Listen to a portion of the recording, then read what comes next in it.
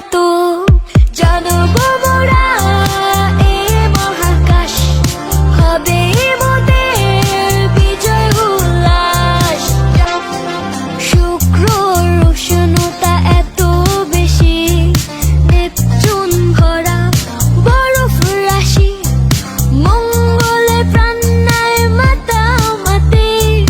সবচেয়ে বড় জানো কি? বৃহস্পতি।